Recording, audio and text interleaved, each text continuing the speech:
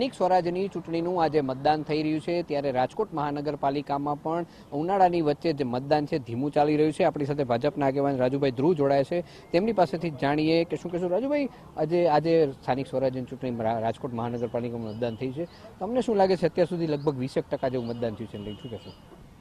મને શું કે 20% કરતાં અત્યારે વધી ગયું છે મતદાન। અત્યારની ટકાવારી જોયો તો કદાચ 25%ની આસપાસ પહોંચ્યું છે, પરંતુ મતદાન રાજકોટની પ્રજા હરમેશ ભારતીય જનતા પક્ષની તરફેણમાં જ કરતી આવી છે। અને એક આપણે કહું 2021ની ચૂંટણીની વાત કરીએ ત્યારે તો એક બાજુ કોરોનાની અસરો પણ હતી, કોરોના હજી પૂરો થયો હતો, કોરોનાની અસરો હતી, એની પશ્ચાતભૂમિમાં રાજકોટમાં 2021માં ચૂંટણીઓ આવી ત્યારે 50%ની આસપાસનું મતદાન, અને ત્યારે શિયાળો હતો અને 50%ની આસપાસનું મતદાન હતું, પણ કોરોનાને કારણે તો પણ ભારતીય જનતા પક્ષના ઉમેદવારો 68 ચૂંટાયેલા। રાજકોટ એ ભારતીય જનતા પક્ષનો ગઢ છે, એટલા માટે કે ભાજપનો એક કાર્યકર્તા એ મુખ્યમંત્રી નરેન્દ્રભાઈ મોદી પોતાની પેટા ચૂંટણી રાજકોટથી લડેલા અને પોતાની સંસદીય કારકિર્દી એમણે રાજકોટથી શરૂ કરી। આ રાજકોટની એક ભાતીગળ વિશેષતા છે।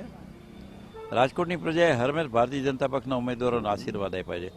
અહીં અમારા એમ કહી શકીએ કે અમારા વડીલો આદરણીય મુરબ્બી કેશુભાઈ પટેલ, આદરણીય મુરબ્બી ચીમનભાઈ શુક્લ, આદરણીય મુરબ્બી અરવિંદભાઈ મણિયાર, અત્યારે અમારા વડીલ ગુજરાત ભારતીય જનતા પક્ષના વડીલ કહી શકીએ એવા વજુભાઈ વાળા, અને રાજકોટના જ પનંતા પુત્ર, રાજકોટના વિકાસમાં જેમનો અગ્રગણ્ય ફાળો છે, રાજકોટના વિકાસના ખરાતમાં ઘડવૈયા એવા વિજયભાઈ રૂપાણી, આ એની કર્મભૂમિ છે। ત્યારે રાજકોટના પ્રજાજનો ભારતીય જનતા પક્ષને જ મત આપશે। જે કાંઈ મતદાન થાય, હું માનું છું કે 60 સુધીમાં 60%ની આસપાસ મતદાન થવાની સંભાવનાઓ છે। એટલા માટે કે રાજકોટની પ્રજા કોઈ નિષ્ક્રિય અથવા આળસુ નથી, રાજકોટની પ્રજા આરામ કરે છે, પરંતુ રાજકોટની પ્રજાને એ પણ ખબર છે ક્યારે જાગવું। અને આજે જ્યારે લોકશાહીની એક પવિત્ર ફરજ બજાવવાની વેળા આવી છે, આજે આપ જો કે બંધારણે આપણે ઘણા બધા લોકશાહીમાં અધિકારો આપ્યા છે, સામે પવિત્ર ફરજો પણ છે।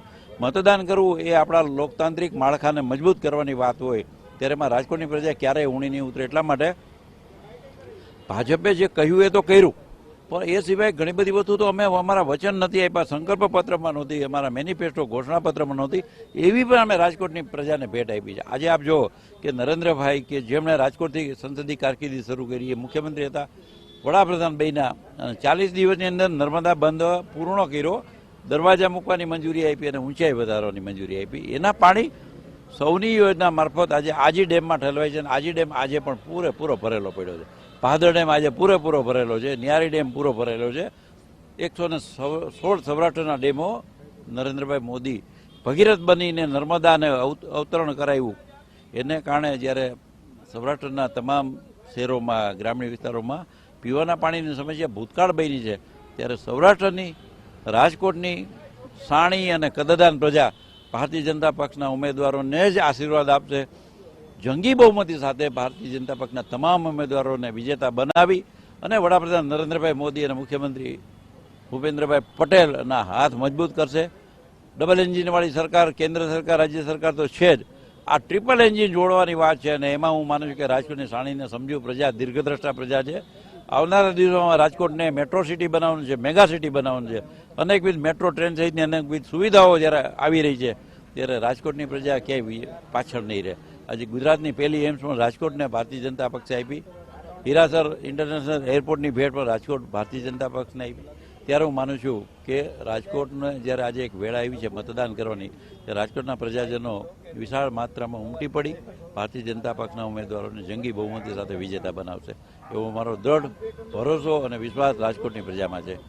તો આ હતા ભાજપના આગેવાન રાજુભાઈ ધ્રુવ, જેમણે કહ્યું કે ગત વખતે 68 સીટો આવી હતી, આ વખતે 72 સીટ ઉપર ભાજપ વિજેતા બનશે તેવો તેમણે આશાવાદ સેવ્યો છે। કેમેરામેન રવિ ચાવડા સાથે રવિ મોટવાન, TV 13 રાજકોટ।